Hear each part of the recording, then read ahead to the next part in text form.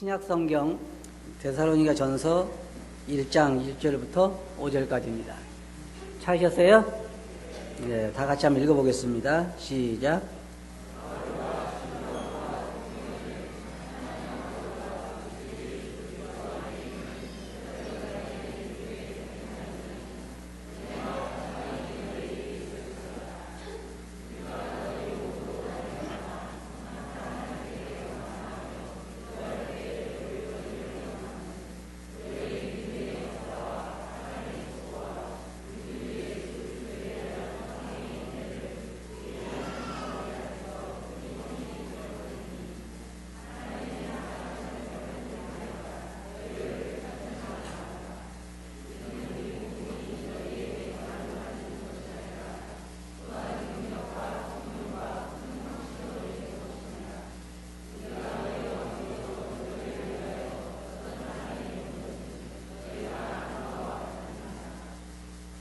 네, 감사합니다. 오늘은 믿음의 역사에 대해서 말씀을 드리기 원합니다. 믿음의 역사라고 하는 주제를 가지고 말씀을 드리겠습니다. 빌립보 교회에서 사도 바울이 복음을 전하고 감옥에 갇혔다가 여러분 기억하시죠? 감옥에서 두들겨 맞고 찬송하고 그래서 감옥이 움직이고 나중에 빌립보 간수의 집에서 복음을 전하고 그곳에서 풀려나서 사도 바울이 간 곳이 데살로니가 지역이었습니다. 그래서 기록을 보면 그곳에서 새 안식일 동안을, 새 안식일이니까 3주죠. 3주 동안을 회당에서 복음을 전했습니다. 학자들이 이야기하기로는 한 3개월 정도 그곳에서 머물렀다고 이야기하고 있는데 어떤 3개월이라 할지라도 그로 인하여 데살로니가 지역에 교회가 생기게 됐습니다. 참 놀라운 역사죠. 그래서 사도 바울은 이 디모데를 통해서 또 이쪽에 대한, 물론 그쪽까지 와가지고 데살로니 지역까지 와서 유대인들이 복음을 전해 못하게 했기 때문에 사도 바울은 이제 다른 지역에 가서 있다가 이 데살로니 지역 교회에 대한 소식을 듣고 그들에 대한 편지를 쓰는 것인데, 여기 보면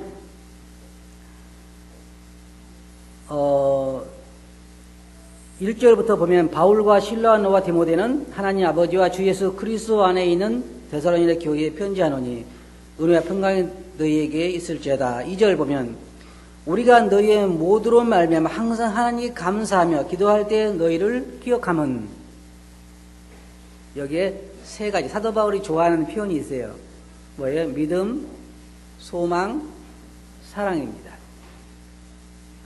그래서 사도 바울이 데살로니가 교회를 생각할 때 뭐가 생각이 됐냐면 그들의 믿음의 역사와 사랑의 수고와 소망으로 인한 인내를 생각하게 되고 항상 하나님께 감사했다 그랬습니다. 정말로 구원받은 사람이라고 하면 그 삶에서 이 세 가지 역사는 일어나게 되어 있습니다. 하나는 뭐냐면 믿음으로 인하여 역사가 일어나게 되어 있습니다. 믿음은 그냥 조용하게 임할 수가 없어요.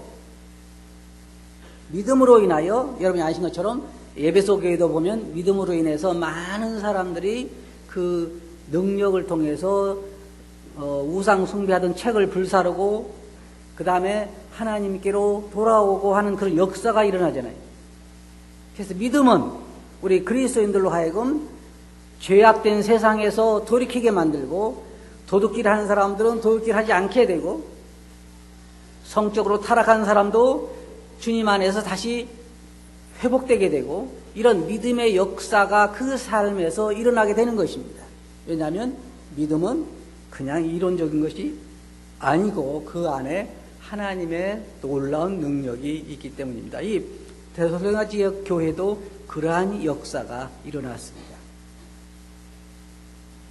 그래서 믿음에는 많은 역사가 일어나요. 그냥 조용하게, 예를 들어서 구원받기 전에도 온도가 10도였는데 구원받은 이후에도 10도다. 그건 구원받은 사람이 아니에요. 믿음에는 역사가 일어나게 돼 있어요. 그래서 데살로니가 교회에 그런 믿음의 역사가 일어났던 것입니다. 그리고 이 믿음의 역사는요, 다른 사람들도 그것을 볼 수가 있어요.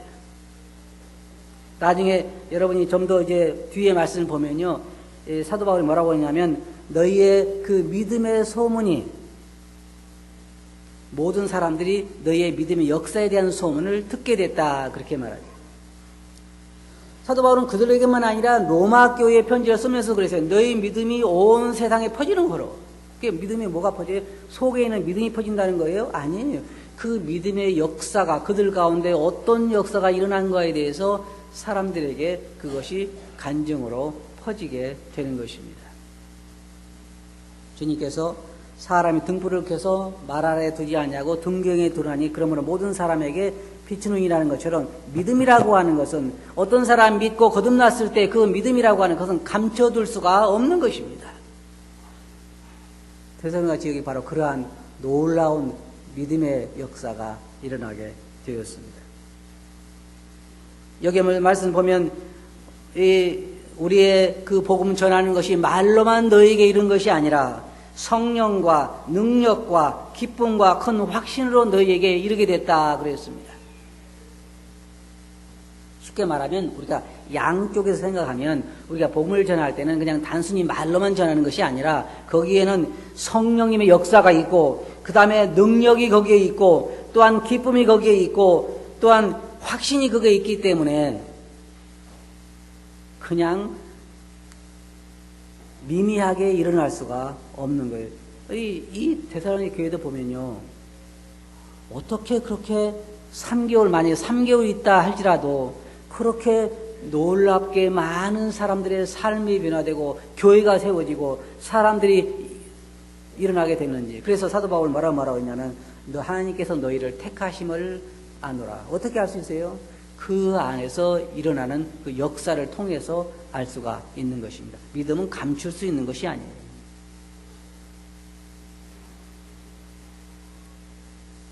그래서 믿음은 그러한 증거가 거기에 나타나게 되어 있는 것입니다. 또한 믿음은 다른 성도들에게 감사와 감동을 선사하고 담대함을 갖게 합니다. 예를 들어서 생각해 보세요.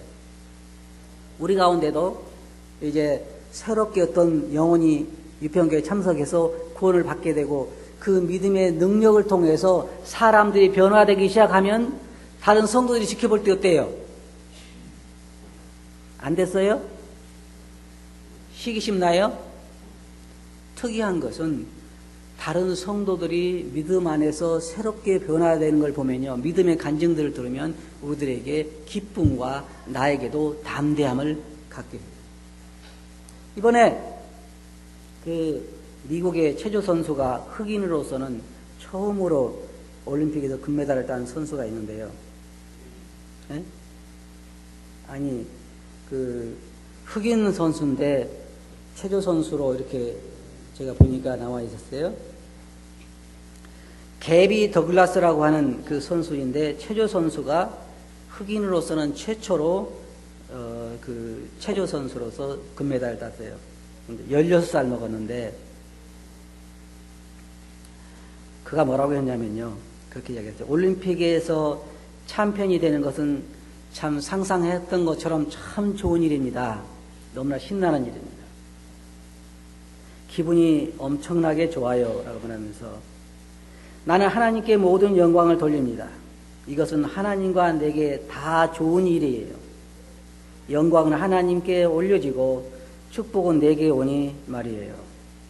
16살 먹은 아이가 쓴 그 기자회견에서 한 얘기입니다. 올림픽에서 금메달 따면 좋을까요? 좋죠. 그런데 그건 정말 신난 일이라고 그랬어요. 이 16살 먹은 이 소녀가 그건 참 신난 일이라고 그래요. 그리고 모든 영광을 누구한테 돌린다고 그랬어요? 하나님에게 돌려. 저는 이 말을 읽으면서요, 참 감동을 받았어요. 그러면서 새롭게 배운 게 뭐냐면, 우리는 하나님께 영광을 돌리는 것에 대해서 참 인색할 때가 많은데, 이 소녀는 그 세계적으로 사람들이 지켜보는 가운데서 그런 얘기를 해요. 하나님께 영광을 돌리지만 그 축복은 누가 받는다 그랬어요? 이게 참 마음에 닿았어요. 사실 그렇잖아요. 영광은 하나님이 취하시지만 축복은 누가 받아요?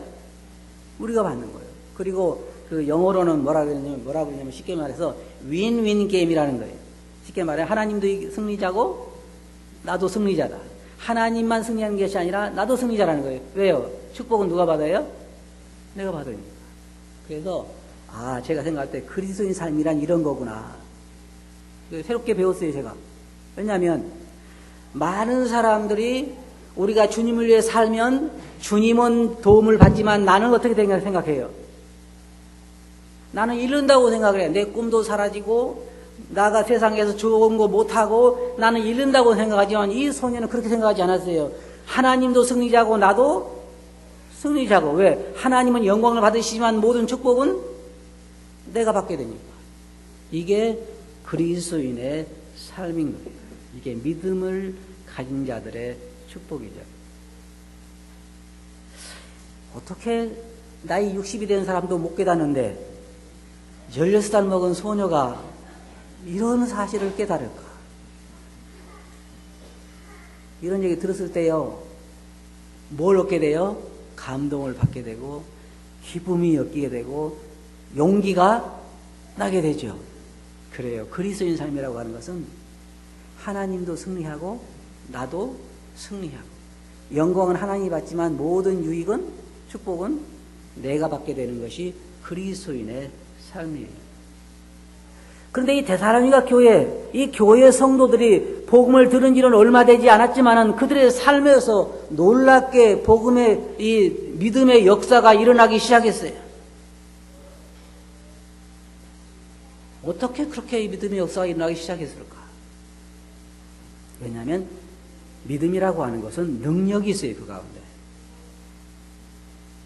그래서 믿는 자들 안에 그런 놀라운 역사가 일어나게 되는 것입니다. 두 번째로 사도 바울은 여기서 데살로니가 교회 성도들의 사랑의 수고에 대해서 이야기를 했습니다. 진정한 사랑은 언제나 수고가 거기에 있습니다. 제가 며칠 동안 어떤 형제하고 일을 같이 했는데요. 이 형제는 계속해서 손주 이야기밖에 안 해요. 그냥 입만 열면 손주가 얼마나 사랑스러운지, 누가 이렇게 좋다는 거 처음 느껴본다 그러고 계속 손주 이야기를. 그리고 일이 끝나면 집에 가서 손주를 데리고 이마트에 간대요. 그래가지고 손주가 좋아하는 거 사주고, 또 일이 끝나서 하루는 와서 이야기를 하는데, 같이 일하면서 이야기하는데 뭐냐면은 손주가 열차를 타고 싶다고 해서 전철 타고 수원 가서 또 맛있는 거 사주고 왔대요. 근데 제가 말하자면 이번에 이제 그 형제하고 같이 대만의 국제 수양회에서 수양회를 갔어요. 그런데 공항에서 다 통과하고서 비행기 타기 전에 가만히 보니까 형제가, 제가 핸드폰을 가지고 나왔는데 핸드폰을 가지고 그 손주 이름이 많이 철이라 그러면, 철이야, 할아버지가 비행기 보여줄게 그러면서 공항에서 이렇게 다니는 거예요. 이렇게. 그래서 제가 생각할 때 가도 한참 갔구나. 제가 부정적으로 얘기하는 게 아니라 어떻게 하면 저 마음속에 저렇게 사랑으로 가득 찰 수 있을까? 이 형제 생각하는 게 뭐예요? 머릿속에 계속 뭐만 생각돼요? 그 할아버지가 비행기 보여줄게 그러면 비행기 보이지? 그리고 이렇게 보여주고 또 저쪽 가 이건 뭐야? 그러고 다니고 있어요. 그래서 만약의 경우에 생각해 보세요. 만약의 경우에 내 마음속에 제가 생각했던 것은 주님에 대한 사랑으로 내 마음이 가득 차게 되면 나에게 어떤 일이 일어날까?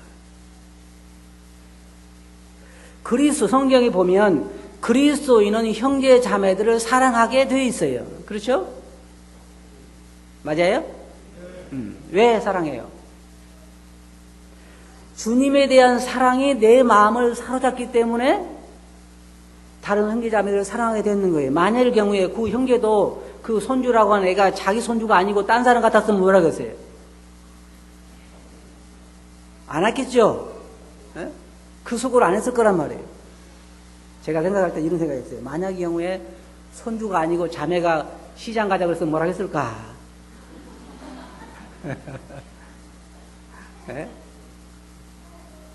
성경에 보면 1만 달란트 빚진 자가 그 빚을 탕감받고 나와서 100데나리온 빚진 자를 불쌍히 여기지 않는 것에 대해서 주님은 책망하시잖아요. 그러면 우리는 뭐냐면 엄청난 사랑을 받고 엄청난 대가를 죄를 용서받았기 때문에 그 주님에 대한 사랑이 우리 마음을 휘어잡는 거예요. 그러니까 그 사랑이 어때요? 다른 형제 자매들까지 흘러가는 거예요. 이 데살로니가 교회 성도들에게 사랑의 수고라고 그랬는데 사랑에는 꼭 수고가 와요. 보통 우리 그러잖아요. 여보 내가 당신을 사랑해. 그럼 뭐라고 그래요? 배우자가 처음에 결혼해서 신혼부부는 그런 얘기 안 하겠지만 적어도 40, 50대 넘은 사람들은 배우자에 대해서 여보 내가 당신을 사랑해 그러면 주로 뭐라고 그러냐면 입으로만 그러잖아요. 입으로만. 그럼 뭘로 사랑하라는 거예요? 뭐 설거지를 한번 해주든지 집안을 치워준뒤 실제로 말하면 수고가 거기에 포함돼야 한단 말이에요. 그래서 다른 형제 자매들을 사랑한다고 하는 건 쉬운 것이 아니에요. 지금 이제 우리가 말씀 끝나면 또 아래 가서 식사를 할 텐데 이 더운 날에 자매님들이 식사를 준비한다는 것도 참 쉬운 일이 아니에요. 그래서 제가 보기에는 두 부류가 있는 것 같아요. 어떤 자매님들은 그래도 내가 사랑하는 형제자매들을 위해서 식사를 준비한다 해서 최선을 다해 열심히 하는 자매님도 계시고 그렇지 않은 분, 그런 분이 안 계시길 바라지만 언제나 이것을 내가 피할 수 있을까 하는 분도 계시리라 생각해요. 빨리 세워라 가거라 나이 먹으면 안 시키겠지. 어떤 분은 그런 분도 계실지 몰라요. 어디 교회를 가야 식사를 안 시킬까. 그러나 사랑이 우리 마음에 가득 차면 다른 성도에 대한 사랑이 아니고요. 이 형제는요, 그 손주를 사랑하는 이유가 딱 하나예요. 그거냐면 자기 아들이 낫다는 거죠. 그거밖에 없잖아요. 우리가 형제자매를 사랑하는 것은 그 이유가 딱 하나예요. 형제자매들이 우리가 사랑을 받을 만한 대상이기 때문에 사랑하는 것이 아니라 주님이 우리를 사랑하셨고 그 주님이 사랑한 자라고 하는 것, 그것 때문에 모든 성도들은 형제자매에 대한 사랑을 나타나게 되어 있는데 그것은 사랑에는 항상 수고가 뒤따른다는 거예요. 사랑이. 그것이 성경에서 우리에게 가르쳐주고 있는 말씀이에요. 진정한 사랑은 거기에 항상 수고가 따라와요. 요한일서 3장 16절 보면 그가 우리를 위하여 목숨을 버리셨으니 우리가 이로써 사랑을 알고 뭘로 사랑을 알아요? 주님이 우리를 위해 목숨을 버리셨기 때문에 우리가 그로 인해 사랑을 알게 된다는 거예요. 그리고 뭐라 했어요? 우리도 형제들을 위하여 목숨을 버리는 것이 마땅하니라. 사랑이 우리 주님 때문에 주님이 우리의 목숨을 버리셨기 때문에 그것 때문에 사랑을 안다는 거예요. 그래서 형제자매들을 사랑하게 된다는 것입니다. 요한일서 3장 14절 보면 우리는 형제를 사랑함으로 사망에서 옮겨 생명으로 들어간 줄을 안다. 쉽게 말하면요, 여러분 이런 얘기입니다. 주님의 사랑을 우리가 깨닫게 되면 형제자매들을 사랑하지 않을 수 없다는 거예요. 그래서 그 사람이 구원받은 사람인가 안 받은 사람인가를 알 수 있는 방법 중에 하나는 뭐냐면 형제자매들을 사랑하는가 안 사랑하는가 보면 알 수 있다는 거예요. 사랑하지 않을 수 없다는 거죠. 왜? 주님의 사랑을 깨달으면 사랑하게 돼 있다는 거예요. 주님께서 우리들에게도 그렇게 말씀하셨잖아요. 새 계명을 주노니 서로 사랑하라. 요한복음 10장 11절 보면 나는 선한 목자라. 선한 목자는 양들을 위하여 목숨을 버린다. 그래서 사랑은 꼭 희생이 따라요. 여러분, 우리 누구를 사랑하지 않으면 좋겠죠? 희생하기 싫으니까. 그러나 사랑에는 꼭 희생이 따르게 마련이에요. 우리 자매님들도 보면 굉장히 수고를 많이 하시잖아요. 왜 그래요? 남편을 사랑하기 때문에. 자녀들을 사랑하기 때문에 자매님들이 그 더운데도 식사 요리하고 여러 가지 집안일을 다 하시는 것처럼 진정한 사랑에는 수고가 따라오기 마련이에요. 그래서 우리가 그런 수고로 그 사랑을 알 수 있다고 생각을 합니다. 세 번째로 사도 바울은 여기서 소망의 인내에 대해서 말하고 있습니다. 소망은 무슨 소망을 말하냐면 이루어진 것에 대해서 소망을 말하는 것이 아니며 이루어진 것은 소망이 아니죠. 소망은 앞으로 이루어질 것에 대해서 바라보는 기대입니다. 그런데 그리스도인의 소망이라고 하는 것은 하늘에 속한 걸 말하는 것이지 이 땅에 있는 것을 우리는 바라보지 않습니다. 소망은 그리고 진실에 근거한 거예요. 그러면 저 보세요. 데살로니가 교회 성도들 보면 그들이 복음을 듣자마자 그 믿음으로 인하여 그들에게 놀라운 믿음의 역사가 일어나기 시작하죠. 가정생활에서, 사회생활에서, 교회생활에서, 개인적인 삶에서, 언어생활에서, 생각하는 것에서, 물질적인 삶에서 변화가 일어나기 시작합니다. 이게 믿음의 역사예요. 그 다음에 주님에 대한 사랑이 우리 마음을 사로잡으니까 그 사랑이 형제 자매들에 대한 수고로 나타나기 시작해요. 그래서 초대교회 성도들 보면 집이 있는 자, 땅이 있는 자는 팔아서 가난한 사람을 돕게 되고 마음이 열리게 되는 거예요. 왜? 그 사랑의 수고가 따라오게 되는 것입니다. 그 다음에 세 번째로는 하늘나라에 대한 소망은 우리로 하여금 우리의 모든 환경에서 인내하게 만들어요. 왜냐하면 그것이 우리가 결국은 가야 할 곳이기 때문입니다. 소망은 하늘에 있는 것에 대한 소망이고 즉 하나님께 대한 소망인 것입니다. 디모데전서 4장 10절을 보면 거기에 그렇게 말하고 있습니다. 이를 위하여 우리가 수고하고 힘쓰는 것은 우리의 소망을 살아계신 하나님께 둠이니 곧 모든 사람 특히 믿는 자의 것이라. 여기에 보면 우리가 수고하고 힘쓴다 그랬는데 왜냐하면 그 소망 때문에 그렇게 한다 그랬습니다. 소망을 생각해 보면요. 저도 저번에 그 인터넷을 보니까 은하 하나에 대해서 이야기하는데요. 그 은하가 새롭게 이렇게 그 발견된 은하 같아요. 그런데 거기를 6천만 광년을 가야 된다고 그러는데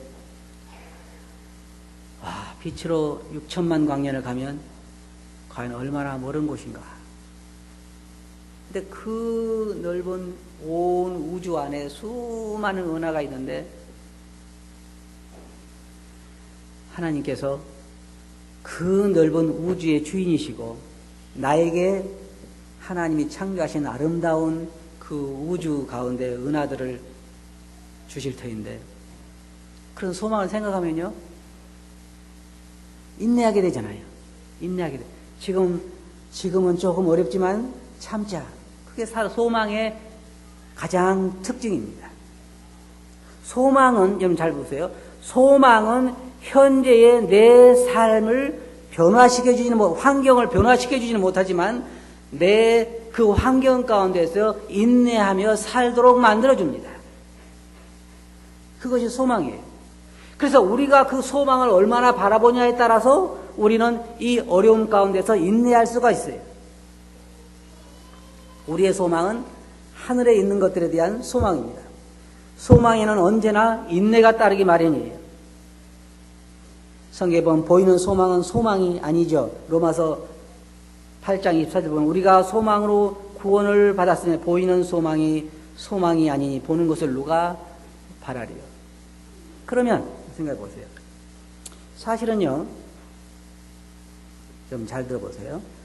그리스도인들의 마음 속에서 하늘에 대한 소망이 얼마나 밝으냐에 따라서 그 사람의 삶이 달라지게 돼요. 소망이 흐려질수록 이 세상을 더 바라보게 되고 하늘에 대한 소망이 밝을수록 우리의 삶은 우리의 눈은 하늘에 고정되게 되지만 소망이 어두우면요. 우리의 삶은 이 세상을 헤매게 되고 여러분 눈이 세상을 헤매고 다니면서 마음은 험한 것으로 가득 차게 돼요. 그래서 사도 바울이 말했어요. 위의 것을 바라보라. 위의 걸 생각하고 땅의 것을 생각하지 마라 그런 거예요. 우리 마음은 사실 하늘에 있어야 되는 거예요. 아까 그 형제가 눈을 떠도 손주 생각, 눈을 감아도 손주 생각 그런 것처럼 우리는 눈을 감으면 무슨 생각해야 돼요? 예? 어떻게 해야 잘 살까? 눈을 떠도 하늘에 대한 소망, 주님에 대한 생각, 눈을 감아도 주님에 대한 생각, 그런 생각이야 한다고 생각해요. 그래서 제가 이게 사랑을 생각할 때요, 이런 생각을 해봤어요. 만일의 경우에 보세요. 사랑은 그 사람을 생각하게 돼 있어요. 사랑은. 예를 들어서 남편과 아내가 함께 오랫동안 20년, 30년 생활을 하다가 아내가 먼저 가면 남편은 집안 살림살이를 볼 때 그 모든 살림살이에서 아내의 손길이 보일 것입니다. 부엌에 들어가면 누가 생각돼요? 혹시 여기에 우리 형제자매 중에 아침에 눈을 뜨자마자 눈 뜨고 자기 배우자가 죽었으면 좋겠다고 생각하는 사람? 그런 사람 없죠? 그런 사람 없을 거예요. 다 자기 배우자에 대한 생각이 자기 마음속에 있어서 어떤 사람은 그런 이야기해요. 자기 배우자가 죽었는데 자기는 그 집에 더 이상 살고 싶지 않다는 거예요. 왜 그러냐면 배우자를 싫어서 그런 것이 아니라 눈만 뜨면 보이는 게 자기 배우자가 생각나는 물건들밖에 없기 때문에 마음이 슬퍼서 더 이상 거기에 살고 싶지 않다는 거예요. 맞아요? 그러면 여러분 보세요. 현재 여러분 예를 들어서 여러분 배우자가 주님께 갔다고 생각해 보세요. 그러면 여러분이 사는 집에서 보는 것마다 배우자가 생각돼요, 안 돼요? 시원해요? 생각되겠지요? 그러면 봅시다. 하나님께서 온 우주를 만드시고 이 만물도 다 만드시고 뭐라 그랬어요? 하나님이 만드신 모든 만물에 하나님이 살아계심이 다 분명히 보여 알게 된다 그랬죠? 맞아요? 그러면 여러분이 밖에 나가서 보는 것마다 볼 때마다 하나님이 생각되는 사람 거의 없어. 왜냐하면 마음이 어디에 가 있기 때문에 하나님에게 가 있는 것이 아니라 다른 것에 가 있기 때문에 직접 만든 것도 봐도 생각이 안 나. 쉽게 말하면 배우자가 죽었는데 부엌에 가서 살림살이 봐도 다 생각 안 나고 다른 사람 생각만 나. 그런 꼴은 말이에요. 그런데요, 잘 들어보세요. 주님의 사랑이 우리 마음을 휘어잡으면 우리의 생각에 머릿속에 하늘에 대한 생각으로 가득 차게 되면 보이는 것마다 하나님의 손길이 거기에서 보여지게 돼요. 맞아요? 그러면 인내하게 될까요? 안 될까요? 인내하게 돼요. 왜? 잠시 잠깐 오면 우리가 그분을 만날 수 있게 되기 때문입니다. 신앙의 핵심이 그거예요. 신앙의 핵심이 뭐냐면 믿음, 소망, 사랑이에요. 그리스도인들이 믿는 자라고 하면 이 세 가지를 가지고 있게 되어 있어요. 믿음의 역사가 지속적으로 그 삶에서 일어나게 되어 있고, 그 다음에 사랑의 수고가 지속적으로 행해지게 되어 있고, 소망으로 인해서 우리 삶에서 인내하게 되어 있는 거란 말이에요. 이 세 가지를 벗어버릴 수가 없어요. 데살로니가 교회 성도들이 바로 이 세 가지의 소문이 사람들에게, 나중에 사도 바울이 보면 그 후에 말씀 보면요, 그것으로 인해 그 사도 바울이 그 데살로니가 교회 성도를 생각할 때마다 하나님께 감사했다 그랬어요. 로마 교회 성도들을 생각할 때마다 그들의 믿음의 소문이 각지에 퍼졌기 때문에 사도 바울은 감사하고 기뻐했어요. 우리 그리스도인들의 삶에 있어서도 여러분을 볼 때 그것이 넘치 하는 거예요. 여러분 삶에서 믿음의 역사가 일어나는 게 보여야 되고, 사랑의 수고. 어떤 사람은 보여요. 다행히 감사한 것은 우리 이평교회 성도들은 참 성도를 사랑하는 사랑이 많고 그런 사랑의 표현이 보입니다. 감사하죠. 사랑하면 그냥 있을 수 없는 거예요. 사랑하면 수고하게 돼 있는 거예요. 믿음이 있으면 그 안에 역사가 일어나게 돼 있는 거예요. 하나님에 대한 소망이 밝으면 그 소망으로 인하여 나에게 주어지는 모든 어려움 가운데서도 인내하게 돼 있는 거예요.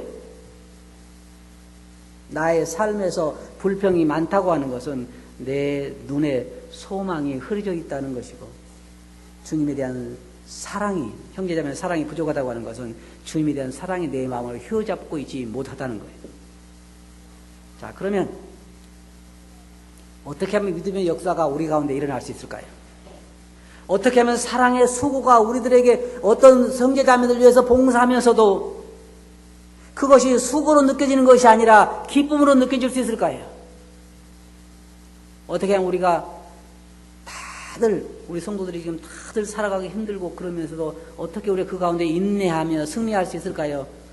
그 소망이 우리들에게 더 뚜렷하게 와 닿아야 되고, 주님의 사랑이 우리 마음속을 휘어잡을 수 있어야 되는데, 그것은 달리할 수 있는 것이 아니에요. 누가 가르쳐 줄 수 있는 것이 아니에요. 여러분이 주님에게 나아가서 주님으로 이런 마음을 채우지 않으면 안 되는 것이죠. 사도 바울은 그래요. 믿음으로 그리스도께서 너희 마음에 계시게 하옵시고.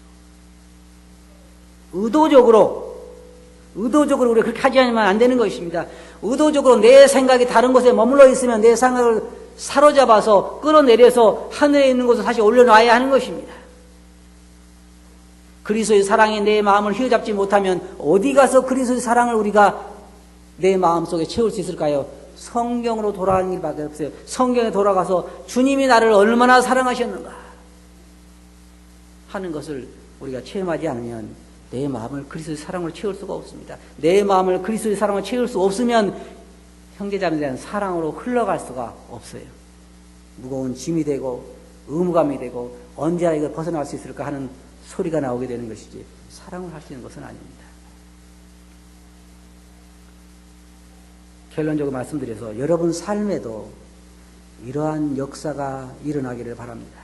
믿음의 역사가 일어나고, 삶이 더 정결해지고, 삶이 더 거룩해지고, 삶이 더 하나님 중심이 되고, 죄악 가운데서 벗어나고, 형제 자매들에 대한 사랑이 더 점점 풍성해지고, 소망으로 인해 이런 마음속에 기쁨으로 채워지는, 인내하는 그런 삶이 되기를 바랍니다. 저는 이번에 그 어린 소녀의 그 고백을 들으며 제 마음속에 배운 게 참 많아요. 아, 참 믿음이라고 하는 것은 한 사람의 믿음이 아니구나. 수많은 사람에게 용기와 기쁨과 즐거움을 가져주는 것이구나. 여러분, 한 사람의 신앙생활의 승리가요, 많은 형제자매들에게 위로가 되고 힘이 됩니다. 그렇게 승리하시는 삶이 되시길 바랍니다. 여러분 삶에 승리하면 영광은 하나님이 받지만 그 모든 축복은 여러분이 받게 되어 있기 때문에 삶에서 승리하시기 바랍니다. 기도하겠습니다. 거룩하신 아버지 하나님,